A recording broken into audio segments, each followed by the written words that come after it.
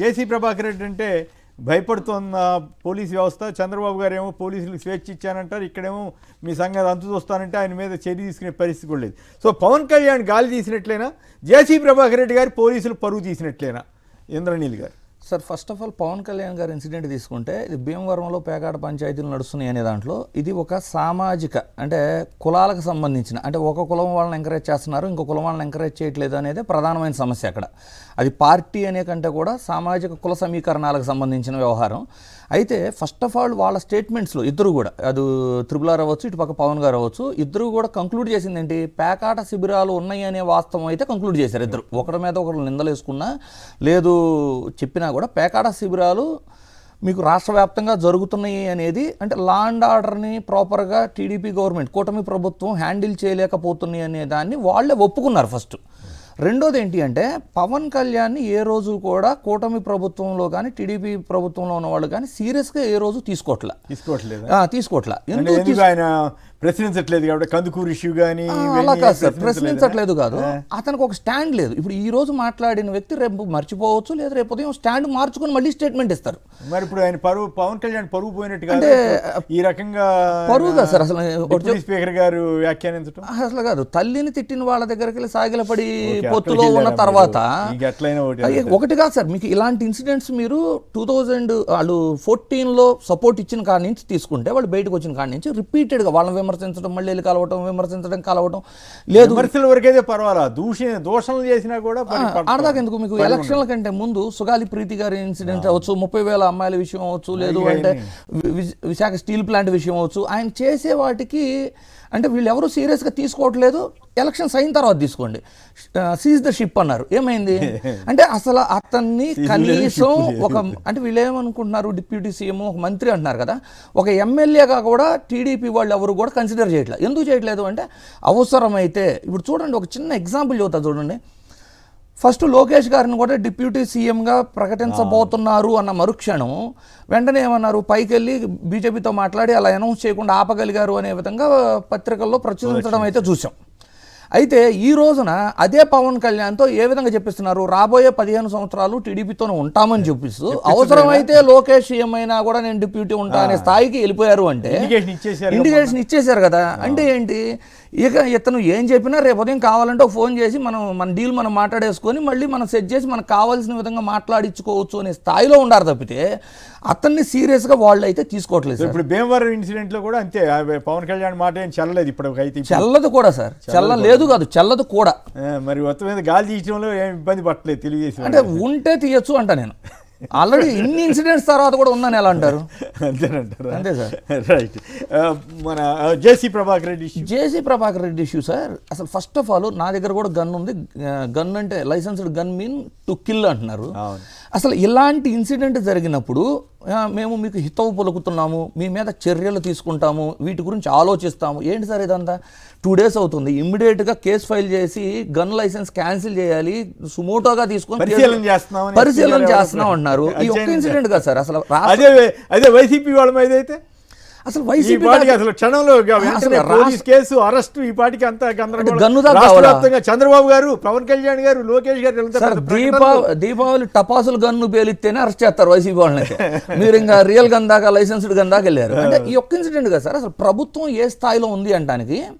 మీరు చూడండి, తాడేపల్లి ఎమ్మెల్యే బొలిశెట్టి శ్రీనివాస్ గారు తాడేపల్లిగూడెం కూర్చొని లైవ్లో కూర్చొని లంచాలు ఎలా తీసుకుంటున్నాము, ఎంత ఇస్తున్నారు చెబుతున్నారు. మరి లంచాలు తీసుకుంటాం అనేది క్రైమా కాదా అంటే ప్రభుత్వ విధానంలో చట్టబద్ధతతో చేస్తున్న వ్యవహారం ఇది. అది దాని గురించి ఎవరు సుమోటోగా తీసుకోవడం కానీ ప్రభుత్వం హెచ్చరించడం కానీ వాళ్ళకి ఏమి లేదు. ఒక పక్క కొలికిపూడి శ్రీనివాసు వర్సెస్ కేసినేని చిన్ని ఇసుక దందా గురించి ఓపెన్ గా ఒకళ్ళ మీద ఒకళ్ళు ఆరోపణలు చేస్తున్నారు, వసూలు చేస్తున్నారని. ఇద్దరు టీడీపీ వాళ్ళు, ఎవరో ఒకళ్ళన్నా నిజం చెబుతున్నట్ట, లేదు టీడీపీ మొత్తం అబద్ధం చెబుతున్నట్ట? అంటే ఇద్దరులో ఒకళ్ళైతే నిజం చెబుతున్నట్టు అనుకుంటా నేనైతే. కాదు టీడీపీ వాళ్ళంతా అబద్ధమే చెబుతారు, వీటిని సీరియస్ గా తీసుకోకూడదు అనుకుంటున్నారా చంద్రబాబు గారు ఏమన్నా? ఇది ఒక ప్రాబ్లం ఉంది. రీసెంట్గా నిన్నే సార్ ఏబి వెంకటేశ్వరరావు గారు ఏమంటారు, చట్టబద్ధత ఎక్కడ ఉంది? దేనికి? ఈ కందుకూరు ఇన్సిడెంట్ లో వాళ్ళకి ల్యాండ్ అలాట్మెంట్ 23 లక్షలు క్యాష్ ఇస్తే దీనికి చట్టబద్ధత ఎక్కడ ఉంది? సంవత్సరానికి 900 హత్యా నేరాలు నమోదవుతున్నాయి ఆంధ్రప్రదేశ్లో. ఈ 900 మందికి ఇలాగే ఇవ్వాలి కదా, ఓన్లీ ఒక్క ఇన్సిడెంట్స్లో ఎందుకు ఇస్తున్నారు? దీనికి చట్టబద్ధత ఉండాలి, ఇది ప్రజాధనం కదా, దీన్ని ఎలా దుర్వినియోగం చేస్తారు అని అడిగారు. మరి అదే వెంకటేశ్వరరావు గారు లూలు మాల్కి ల్యాండ్ ఇచ్చేటప్పుడు అది ప్రజాధనం కాదా? వర్షా కంపెనీకి 99 పైసలకి ల్యాండ్ ఇచ్చేటప్పుడు అది ప్రజాధనం కాదా? లేదు తోటా చంద్రయ్య అనే టీడీపీ వ్యక్తి ఉద్యోగం ఇచ్చారు కదా, ఆ రోజు గుర్తుకు రాలేదా? లేదు ఈ మధ్య ఇచ్చింది కూడా. అంటే ల్యాండు అన్ని ఆర్థిక భద్రత అన్ని ఇచ్చిన తర్వాత కూడా సుగాలి ప్రీతి గారి ఇన్సిడెంట్ని ఎలక్షన్ల వరకు వాడుకొని ఈ రోజు కూడా ఆమెను హ్యూమిలేట్ చేస్తున్నారు చూడండి, ఆ రోజు గుర్తుకు రాలేదా ఏబి వెంకటేశ్వరరావు గారికి?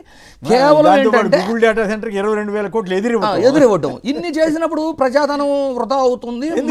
ఎందుకు ఆయన సడన్ గా అక్కడ కుల సంఘాల మీద కూడా ఆయన కొంచెం అసంతృప్తి? ఏం లేదు సార్, ఇది అంటే మాలాంటి వాళ్ళు మాట్లాడకపోతే బెటర్ కానీ, ఎందుకంటే సొసైటీకి అదే కులాల పేరు కూడా కాదు అసలు. యాక్చువల్గా కులం అనేది మైండ్కి ఎక్కేసి వీళ్ళకి ఒక ఉన్మాదంతో మాట్లాడే తీరు కానివ్వండి, అక్కడ బాధితులు ఎవరు నిందితులు ఎవరు అని మాట్లాడాలి. అది మర్చిపోయి నిందితులు కూడా మా వారైతే ఒక రకం లేకపోతే ఒక రకం అనే ధోరణి వెళ్ళిపోయి కూడా అట్లా కుల ధోరణిలోనే మాట్లాడారని మీ అభిప్రాయం? అంతే కదా, ఇంకంతకంటే మరి అలాంటప్పుడు తోటా చంద్రయ్య దగ్గర ఇలాగే మాట్లాడాలి. చంద్రబాబు గారు నిజంగానే అయితే ఇక్కడ ఒక పాయింట్ ఒకటి ఉంది ఆయన గురించి. సరే చంద్రబాబు గారు ఒక్కొక్కళ్ళ విషయంలో ఒక్కొక్కళ్ళు వైసీపీ వాళ్ళు ఎవరైనా హత్యకు గురి అయితే మరి ఎట్లా ఎందుకు ఇవ్వట్లేదు? సార్ అక్కడ దాకా ఎందుకు sir? First of all incident జరిగింది, ఇన్సిడెంట్ జరగగానే యాక్షన్ ఏమైనా తీసుకోగలిగారా? తీసుకోలేదు.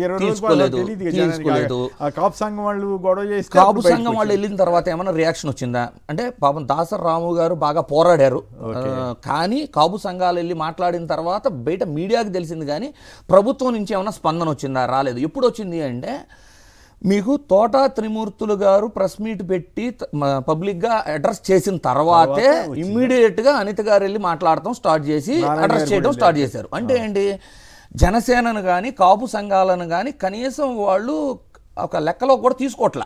అంటే వచ్చి మాట్లాడారు, కావాలంటే మనం సర్ది చెప్పొచ్చు, వాళ్ళకి మనతోనే ఉండారు కదా.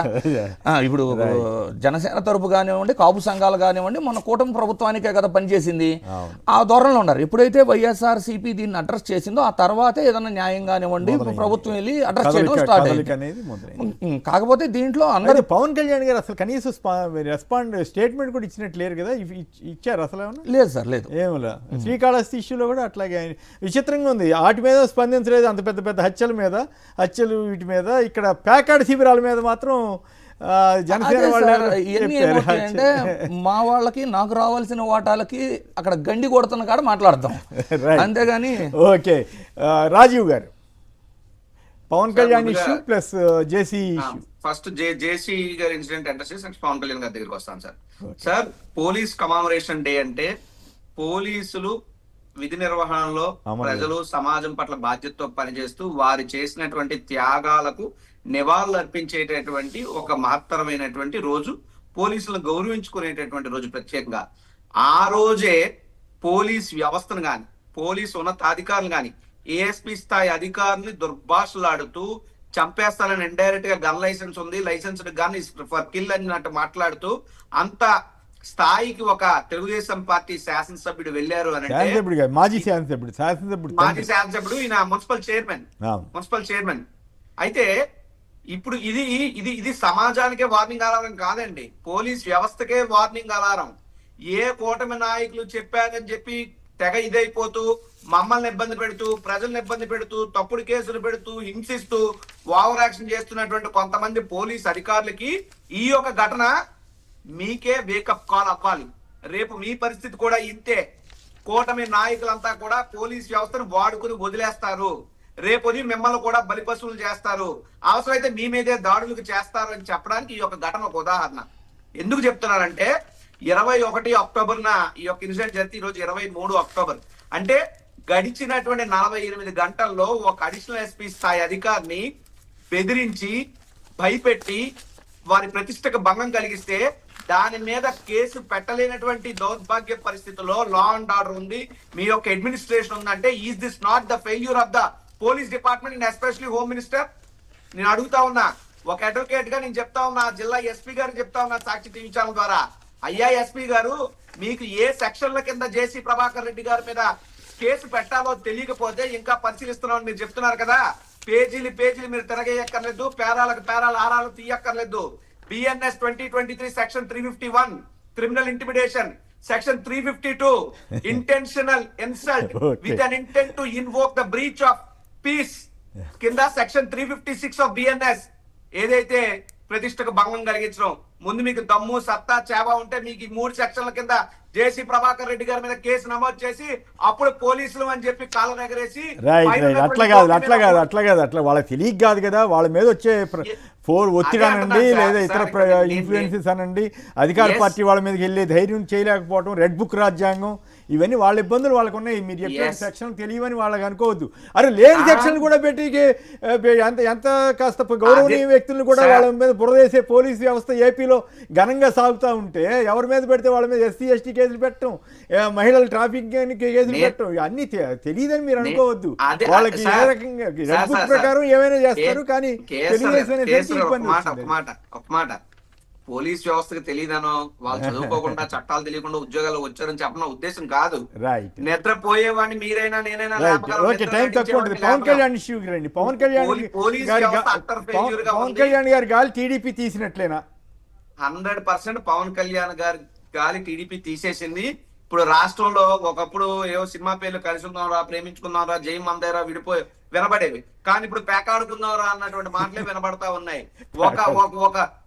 ఒక డిప్యూటీ సీఎం స్థాయిలో ఉండి కూటమి గెలుపులో కీలక పాత్ర అయినటువంటి వ్యక్తిగా ఉండి ఒక అధికారి ఎవరైతే అవినీతి ఆరోపణలు వచ్చాయని చెప్తా ఉన్నారో ఆ అధికారి మీద మీరు సింగిల్ ఫోన్ కాల్ తో యాక్షన్ తీసుకోలేనటువంటి సామర్థ్యం లేనటువంటి ఉప ముఖ్యమంత్రి పదవి ఉంటే అంత, ఊడితే అంత.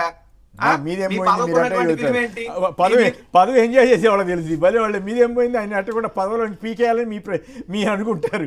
ఆయనకి ఎందుకు, ఆయనకి ఎట్లయినా సరే ఎవరైతే పోయినా ఇప్పుడు ఆయన పదవిలో గట్టిగా నిలబడాలని ఆయన తాపత్రయం సహజంగానే ఉంటది కదా. అక్కడ వచ్చింది పేకాట పంపకాల్లో తేడాలు తప్పితే కూటమి ఏదో అధికారుల మీద ఇది కాదండి. రెండోది పవన్ కళ్యాణ్ అనే వ్యక్తి మాట్లాడారు, హోమ్ మినిస్టర్ గారు సంబంధిత శాఖ మంత్రే కదా, హోమ్ మినిస్టర్ గారికి ఫోన్ చేసి చెప్పాల్సిన బాధ్యత ఉంది కదా సాటి మంత్రిగా. డిప్యూటీ సీఎం అంటే హోదా కానీ బట్ రాజ్యాంగబద్ధ పదవిగా ఏంటంటే హీఈస్ ఆల్సో క్యాబినెట్ మినిస్టర్. కానీ సొంత హోమ్ మినిస్టర్ కూడా మాట్లాడుకోలేనటువంటి పరిస్థితిలో ఉన్నారా ఒకటి. రెండోది సరే పవన్ కళ్యాణ్ మాట్లాడాడు, పవన్ కళ్యాణ్ గౌరవం ఉంచుదాం, ఏమనుంటే చంద్రబాబు గారితో మాట్లాడదాం అని ఉండొచ్చు కదా రఘురామకృష్ణరాజు గారు. ఒక డిప్యూటీ స్పీకర్ స్థాయిలో ఉండి అంత గొప్ప పదవిలో ఉండి పేకాట ఆడుకోవడం సహజం, ఇవన్నీ మా ఊర్లో అలవాటే మామూలే అంటే ఇంతకన్నా సిగ్గుచేటు ఇంకోటి ఏమన్నా ఉంటుందా సార్? మూడో అంశం, నేను కాపు పెట్టగానే చెప్తున్నా, ఎందుకంటే సోకాల్ కాపు సంఘాలు ఇందాక ఇంద్రనీల్ గారు అంటే ఆయన టెక్నికల్ గా మాట్లాడినట్టున్నారు. 13 కార్డ్స్ చట్టం ప్రకారం నేరం కాదు అనే పాయింట్ లో చెప్పినట్టున్నారులే. ఏదైనా పవన్ కళ్యాణ్ గారు మాట్లాడినప్పుడు ఇలా బ్యాక్ ఎండ్ లో మాట్లాడుకోవాలి. పవన్ కళ్యాణ్ పరువు తీయడానికి రఘురామకృష్ణరాజు ప్రెస్ మీట్ పెట్టారని అందరూ అనుకుంటున్నారు, అని కనబడతానే ఉంది.